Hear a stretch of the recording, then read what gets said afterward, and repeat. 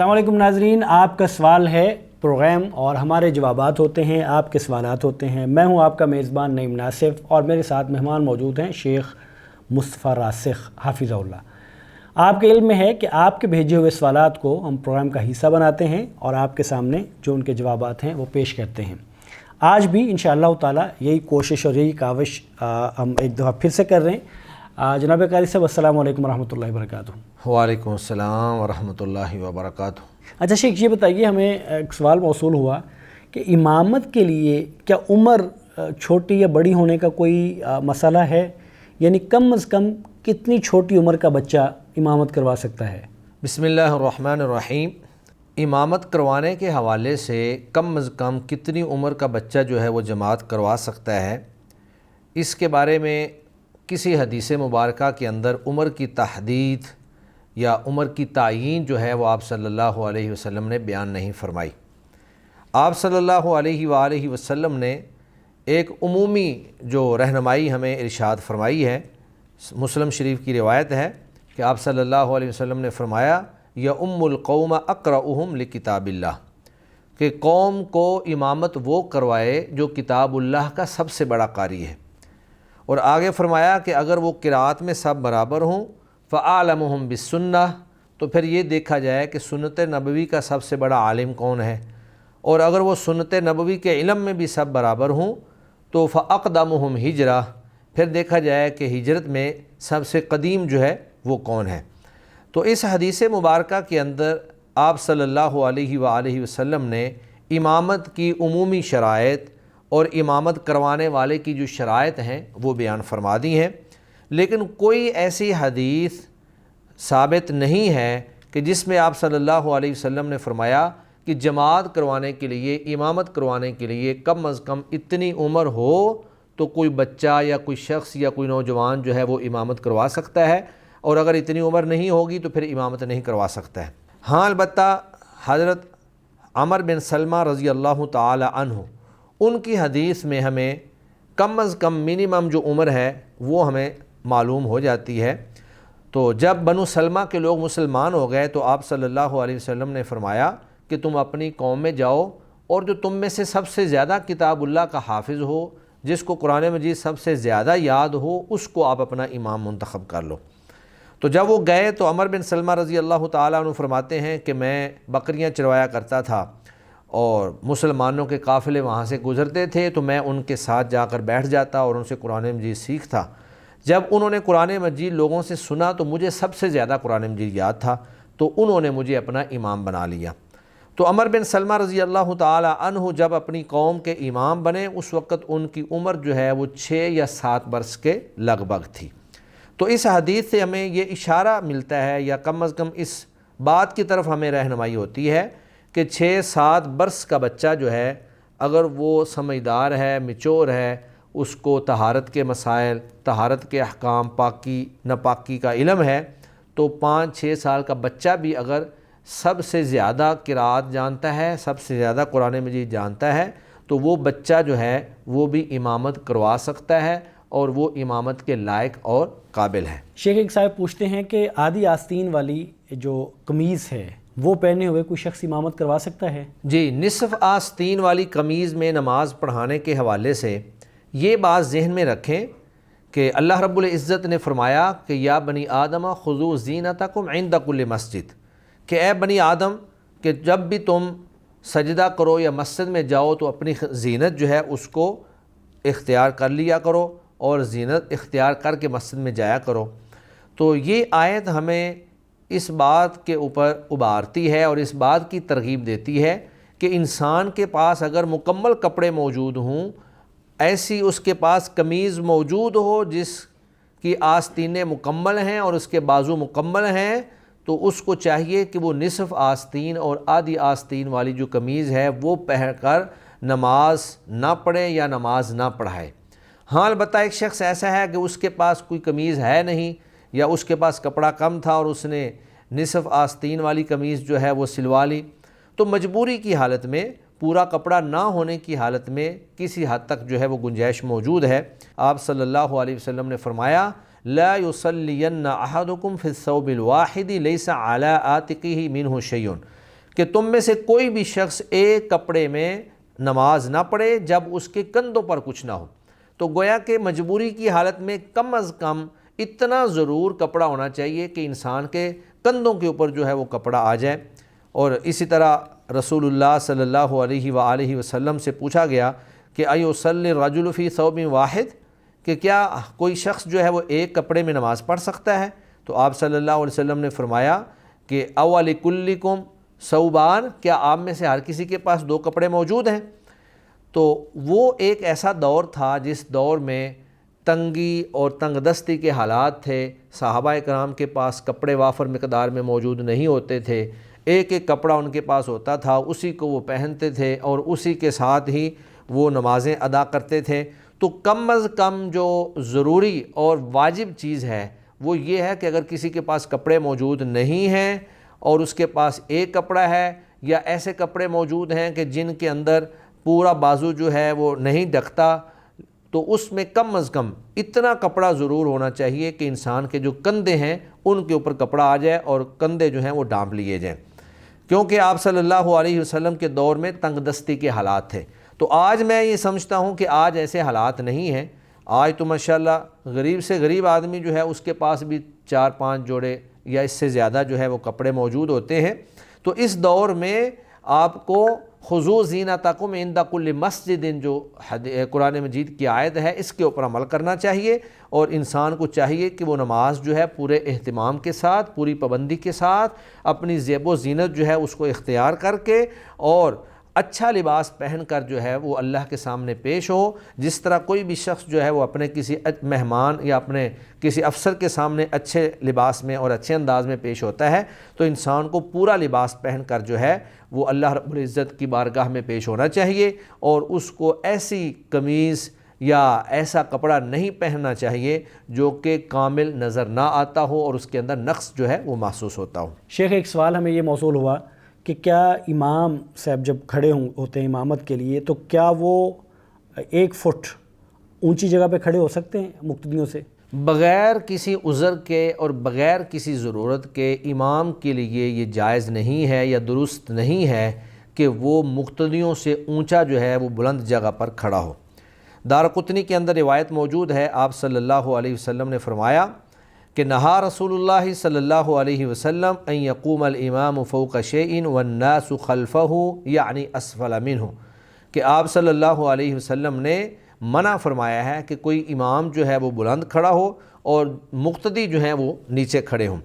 چونکہ بلند کھڑا ہونا بغیر کسی عذر کے یہ بسا اوقات تکبر کی طرف انسان کو لے جاتا ہے، نمائش کی طرف انسان کو لے جاتا ہے۔ امام کو چاہیے کہ وہ مقتدیوں کے بالکل برابر جو ہے وہاں پر کھڑا ہو۔ ہاں البتہ اگر کسی وقت مجبوری پڑ جائے، آپ جو ہیں سفر کر رہے ہیں، صحرا کے اندر موجود ہیں، اور آپ ایک ایسی جگہ پر نماز پڑھ رہے ہیں جو اونچی ہے اور نیچے اس طرح کر کے ٹیلے وہاں پر موجود ہیں، تو وہاں پہ اگر مجبوراً امام کو بلند جگہ پہ کھڑا ہونا بھی پڑ جائے تو اس میں انشاءاللہ کوئی حرج والی بات نہیں ہے۔ لیکن صرف اپنے آپ کو نمایاں کرنے کے لیے یا صرف نمود و نمائش کے لیے یا تکبر اور غرور کی بنیاد پر امام یہ کہے کہ میرے لیے اونچی جگہ ہو یا میں اونچی جگہ پر کھڑا ہوں گا یا اس کے لیے کوئی اونچی جگہ بنا دی جائے، تو آپ صلی اللہ علیہ وسلم کی اس حدیث مبارکہ کے مطابق یہ امام کے لیے جائز اور درست نہیں ہے۔ اس کو مقتدیوں کے برابر جو ہے کھڑا ہونا چاہیے، ایسی جگہ پر کھڑا ہو جو مقتدیوں کے بالکل برابر ہوں۔ شیخ، سوال یہ ہے کہ اگر امام صاحب مسجد میں تشریف لائے ہیں اور جماعت کا وقت ہو چکا ہے، تو کیا پہلے وہ سنتیں ادا کریں گے پھر جماعت کی طرف جائیں گے، یا پہلے جماعت کروائیں اور بعد میں سنتیں ادا کریں؟ جی، بہتر تو یہی ہے کہ امام کو چاہیے کہ وہ پہلے سنتیں ادا کرے اور اس کے بعد وہ فرض نماز ادا کروائے۔ لیکن اگر وقت تنگ ہو اور وہ یہ محسوس کر رہا ہو کہ اگر میں نے سنتیں ادا کرنا شروع کر دیں تو جس طرح کے آج کے دور میں مقتدی جو ہیں وہ نماز کے حوالے سے امام کے اوپر طعن و تشنیع کے تیر چلانا شروع کر دیتے ہیں، اعتراضات کرنا شروع کر دیتے ہیں، اگر وہ اس طرح کا ماحول محسوس کر رہا ہے اور نماز کا بالکل وقت ہو چکا ہے، تو اس کو چاہیے کہ وہ پہلے فرض نماز پڑھا لے اور اس کے بعد وہ سنتیں ادا کر لیں۔ اور فجر کی سنتوں کے حوالے سے آپ صلی اللہ علیہ وآلہ وسلم سے یہ بات ثابت ہے کہ فجر کی سنتیں جو ہیں وہ نماز فجر کے بعد بھی ادا کی جا سکتی ہیں۔ آپ صلی اللہ علیہ وسلم نے نماز فجر پڑھائی اور آپ نے دیکھا کہ ایک شخص جو ہے وہ کھڑے ہو کر سنتیں ادا کر رہا ہے۔ جب اس نے سلام پھیرا تو آپ صلی اللہ علیہ وسلم نے اس سے پوچھا کہ یہ آپ کیا پڑھ رہے تھے؟ تو اس نے کہا کہ یا رسول اللہ میری سنتیں رہ گئی تھیں اور وہ میں نے نماز کے بعد ادا کی ہیں۔ تو آپ صلی اللہ علیہ وسلم اس پر خاموش رہے۔ تو اس خاموشی سے یہ بات ہمیں معلوم ہوتی ہے کہ اگر کسی شخص کی نماز فجر سے پہلے سنتیں رہ گئی ہیں، بے شک وہ امام ہے، بے شک وہ مقتدی ہے، تو وہ نماز فجر کے بعد یعنی فرضوں کی جماعت کے بعد وہ سنتیں ادا کر سکتا ہے۔ انشاءاللہ اس کی سنتیں ادا کرنا درست ہے اور اس میں کوئی نقص والی بات نہیں ہے۔ شیخ یہ ایک سوال ہے اور لگتا یوں ہے کہ یہ کسی مسجد کے امام صاحب کی طرف سے سوال ہے۔ وہ کہتے ہیں کہ اس کے بارے میں شرعی رہنمائی کیا ہے؟ بتائیے کہ میں کبھی کسی کام سے اگر کچھ لیٹ ہو جاؤں 2 یا 3 منٹ تو میرے آنے سے پہلے کوئی دوسرا شخص مصلی پہ کھڑا ہوتا ہے اور جماعت کروا دیتا ہے، یا اسی طرح جب کبھی کوئی مہمان آتا ہے تو میری اجازت کے بغیر اس امام صاحب کو آگے کھڑا کر دیا جاتا ہے۔ تو کیا یہ شرعاً درست ہے کہ ایک جو مستقل امام ہے اس کا انتظار نہ کیا جائے یا اس کی جگہ پر اس کی اجازت کے بغیر کسی دوسرے کو کھڑا کر دیا جائے؟ جی، اس حوالے سے 2 باتیں میں آپ کے سامنے گوش گزار کرنا چاہوں گا۔ پہلی بات تو یہ ہے کہ جو امام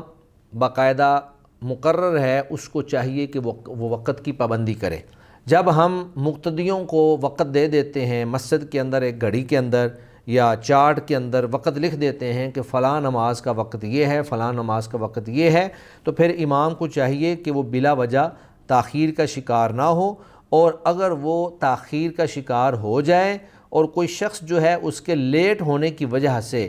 کوئی دوسرا شخص جماعت کروا دے یا کسی کو وہ جماعت کے لیے آگے کر دے تو اس پر اس کو غصہ بھی نہیں کرنا چاہیے، اور اس کو ان مجبوریوں کو سمجھنا چاہیے جو مقتدیوں کے ہاں وہ اپنے معاملات چھوڑ کر، کام کاج چھوڑ کر، دکانیں چھوڑ کر آئے ہوتے ہیں اور انہوں نے جانا ہوتا ہے۔ تو ایسے معاملات میں اس کو اپنا ذہن جو ہے، اپنا دل جو ہے وہ کھلا رکھنا چاہیے، اور اگر کوئی دوسرا جماعت کروا دیتا ہے تو اس کو اس پہ تنگ دل نہیں ہونا چاہیے۔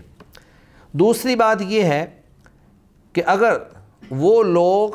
صرف امام صاحب کو پریشان کرنے کے لیے یا امام صاحب کو تکلیف دینے کے لیے یہ کام کرتے ہیں تو پھر یہ ان مقتدیوں کے لیے جائز نہیں ہے جو خود آگے بڑھ کر جماعت کروا دیں یا کسی کو اس کے مصلی پر کھڑے کر دیں، کیونکہ رسول اللہ صلی اللہ علیہ وآلہ وسلم نے فرمایا کہ کوئی شخص جو ہے وہ کسی کے گھر میں اس کی خاص جو مسند ہے اس پر بغیر اس کی اجازت کے نہ بیٹھے، اور اسی طرح کوئی شخص جو ہے وہ بغیر امام کی اجازت کے اس کے مصلی پر، اس کی نشست پر، مسند پر نہ چڑھے اور امامت نہ کروائے۔ تو ان چیزوں کو سامنے رکھ کر اگر تو امام اور مقتدی جو ہیں باہمی طور پر ایک دوسرے کا لحاظ رکھنے والے ہوں، ایک دوسرے کے ساتھ ان کا اعتماد ہو، تو مقتدیوں کو چاہیے کہ وہ ذرا صبر کر لیں، 2-4 منٹ 5 منٹ تک بھی انتظار کر سکتے ہیں جب تک امام نہ آ جائے۔ اللہ کے نبی صلی اللہ علیہ وسلم بسا اوقات عشاء کی نماز میں اتنا لیٹ ہو جاتے کہ صحابہ کرام انتظار کرتے کرتے ان کو اونگ آ جاتی اور ان کے سر جو ہیں وہ نیچے جھکے ہوتے، اور اس کے بعد آپ صلی اللہ علیہ وسلم تشریف لاتے اور صحابہ کرام رضوان اللہ علیہم اجمعین کو امامت کرواتے اور جماعت کرواتے۔ تو بہتر یہی ہے کہ مقتدی اور امام ان کا آپس میں اعتماد کا رشتہ ہونا چاہیے۔ مقتدیوں کو چاہیے کہ وہ امام کے اس منصب کا خیال رکھیں اور اس کی عزت و احترام کو پامال نہ کریں، اور جب تک امام نہ آئے انتظار کر لیں۔ لیکن امام صاحب کو بھی چاہیے کہ اگر وہ زیادہ لیٹ ہے تو وہ پھر اتنی گنجائش اپنے دل میں اور اتنی وسعت اپنے دل میں رکھے کہ اگر 1 2 3 4 منٹ کے بعد کوئی بندہ امامت کروا دیتا ہے یا کوئی شخص کسی کو آگے امامت کے لیے کھڑا کر دیتا ہے تو وہ بھی اپنے دل کے اندر تنگی محسوس نہ کرے، بلکہ اس کو کشادہ دلی کے ساتھ اس کو قبول کر لینا چاہیے۔ شیخ یہ سوال موصول ہوا، سائل کہتے ہیں کہ ہماری مسجد میں ایک دن ایسا ہوا کہ امام صاحب نماز پڑھا رہے تھے تو نماز کے دوران میں ان کے پیٹ میں درد ہوا اور وہ بیٹھ گئے، اور انہوں نے بقیہ نماز جو ہے وہ بیٹھ کر پڑھائی۔ تو جب نماز ختم ہوئی تو مقتدیوں میں اس بات پہ اختلاف ہو گیا کہ کیا ان مقتدیوں کو بیٹھ کے نماز پڑھنی چاہیے تھی کہ کھڑے ہو کے پڑھنی چاہیے تھی، چونکہ امام صاحب تو بیٹھے تھے۔ تو اس کے بارے میں شریعت کیا کہتی ہے کہ جب امام صاحب بیٹھ کے نماز پڑھا رہے ہوں تو کیا مقتدی بھی بیٹھیں گے یا وہ کھڑے ہو کے نماز ادا کریں گے؟ جی، اگر کسی عذر کی وجہ سے امام بیٹھ کر جماعت کرواتا ہے تو مقتدی کھڑے ہو کر نماز پڑھیں گے یا بیٹھ کر نماز پڑھیں گے؟ تو اس حوالے سے دو طرح کی روایات جو ہیں وہ آپ صلی اللہ علیہ وآلہ وسلم سے ملتی ہیں۔ ایک روایت بخاری شریف کے اندر موجود ہے کہ آپ صلی اللہ علیہ وآلہ وسلم گھوڑے سے گر کر زخمی ہو گئے اور آپ نے اپنے گھر میں نماز پڑھائی، اور آپ نے فرمایا کہ جب امام بیٹھ کر نماز پڑھے تو تم بھی بیٹھ کر نماز ادا کرو۔ اور ایک دوسری روایت جو ہے جس میں آپ صلی اللہ علیہ وآلہ وسلم کی زندگی کے آخری ایام تھے، تو آپ صلی اللہ علیہ وآلہ وسلم نے بیٹھ کر نماز پڑھائی اور ابو بکر صدیق رضی اللہ تعالی عنہ نے آپ کے پیچھے کھڑے ہو کر نماز پڑھائی، اور لوگ بھی سیدنا ابو بکر صدیق رضی اللہ تعالی عنہ کی اقتداء میں کھڑے ہو کر نماز پڑھ رہے تھے۔ تو یہ دونوں طرح کی روایات جو ہیں وہ آپ صلی اللہ علیہ وآلہ وسلم سے ثابت ہیں۔ تو بعض محدثین اور اہل علم نے اور علماء کرام نے ان دونوں کے درمیان جو ہے وہ جمع کی ہے۔ جمع اس طرح کی ہے کہ اگر تو ایسی بیماری ہو جو عارضی ہو اور چند دن کے بعد ختم ہو جانے والی ہو، اور امام جو ہے وہ بیٹھ کر جماعت کروائے، تو مقتدیوں کو بھی چاہیے کہ وہ بھی پیچھے بیٹھ کر نماز ادا کریں۔ لیکن اگر وہ بیماری دائمی ہے اور امام کے بارے میں یہ اندازہ ہے کہ وہ پوری زندگی اب بیٹھ کر ہی امامت کروائیں گے، جس طرح کہ آپ صلی اللہ علیہ وسلم نے آخری ایام میں بیٹھ کر امامت کروائی، تو پھر مقتدیوں کو چاہیے کہ وہ پیچھے کھڑے ہو کر جماعت جو ہے نماز پڑھیں، تاکہ ایک لمبا عرصہ جو ہے وہ بیٹھ کر جماعت اور نماز جو ہے نہ پڑھتے رہیں۔ تو یہ اہل علم نے دونوں احادیث کے اندر جمع اور تطبیق کی ایک صورت نکالی ہے، یعنی عارضی بیماری میں مقتدی جو ہیں وہ بیٹھ کر نماز پڑھیں گے، کیونکہ چند دنوں کے بعد امام بھی کھڑے ہو کر جماعت کروائے گا اور مقتدی بھی کھڑے ہو کر نماز پڑھ لیں گے۔ لیکن دائمی بیماری کے اندر جو ہے اس میں مقتدی کھڑے ہو کر ہی نماز پڑھیں گے۔ بہت شکریہ شیخ، جزاکم اللہ خیر۔ ناظرین، یہ تھا آج کا پروگرام جس میں ہم نے آپ کے بھیجے ہوئے سوالات نماز کے بارے میں جو آپ نے سوالات بھیجے تھے انہیں پروگرام کا حصہ بنایا ہے۔ آپ دعا کیجئے جو ہم بتاتے ہیں یہ اللہ اپنی بارگاہ میں قبول فرمائے، اور آپ جب ہمیں لکھ بھیجتے ہیں اور ہم بتاتے ہیں تو اس پہ ہم اور آپ اس پہ عمل بھی کریں۔ تو یہ ہے آج کا پروگرام، انشاءاللہ تعالی پھر بھی حاضر ہوں گے۔ ہمیں اجازت دیجیے۔ السلام علیکم ورحمۃ اللہ وبرکاتہ۔